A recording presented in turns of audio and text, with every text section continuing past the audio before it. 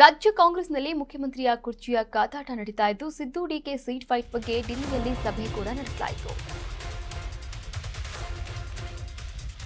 ಕಾಂಗ್ರೆಸ್ನಲ್ಲಿ ಮುಖ್ಯಮಂತ್ರಿ ಕುರ್ಚಿ ಕಾದಾಟ, ಸಿದ್ದು ಡಿಕೆ ಸೀಟ್ ಫೈಟ್ ಬಗ್ಗೆ ಡಿಲ್ಲಿಯಲ್ಲಿ ಸಭೆ.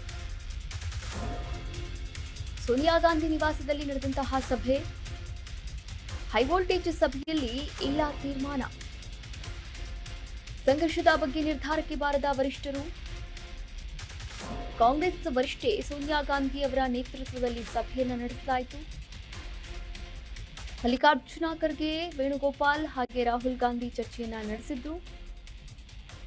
ತೀರ್ಮಾನಕ್ಕೆ ಬಾರದ ನಾಲ್ವರು ಮತ್ತೊಮ್ಮೆ ಸಭೆ ಸೇರಿ ಚರ್ಚೆ ನಡೆಸಲು ಡಿಸೈಡ್ ಅನ್ನ ಕೂಡ ಮಾಡಿಕೊಂಡಿದ್ದಾರೆ.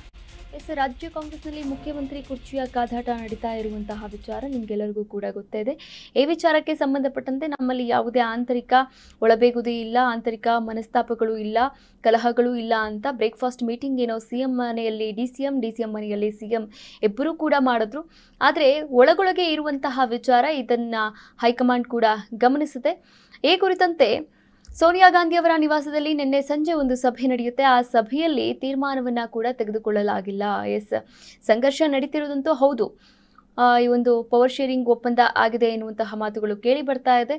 ಈ ವಿಚಾರಕ್ಕೆ ಸಂಬಂಧಪಟ್ಟಂತೆ ಸೋನಿಯಾ ಗಾಂಧಿ ಅವರ ನೇತೃತ್ವದಲ್ಲಿ ಮಲ್ಲಿಕಾರ್ಜುನ ಖರ್ಗೆ, ವೇಣುಗೋಪಾಲ್ ಹಾಗೆ ರಾಹುಲ್ ಗಾಂಧಿ ಅವರು ಚರ್ಚೆಯನ್ನು ನಡೆಸಿದ್ರು ಕೂಡ ಯಾವುದೇ ತೀರ್ಮಾನಕ್ಕೂ ಕೂಡ ವರಿಷ್ಠರು ಬಂದಿಲ್ಲ. ಹೀಗಾಗಿ ಮತ್ತೊಮ್ಮೆ ಸಭೆ ಸೇರಿ ಚರ್ಚೆ ನಡೆಸಲು ನಿರ್ಧಾರವನ್ನ ಕೂಡ ಮಾಡಿದ್ದಾರಂತೆ ವರಿಷ್ಠರು, ಹೈಕಮಾಂಡ್ನ ಕಾಂಗ್ರೆಸ್ ವರಿಷ್ಠರು.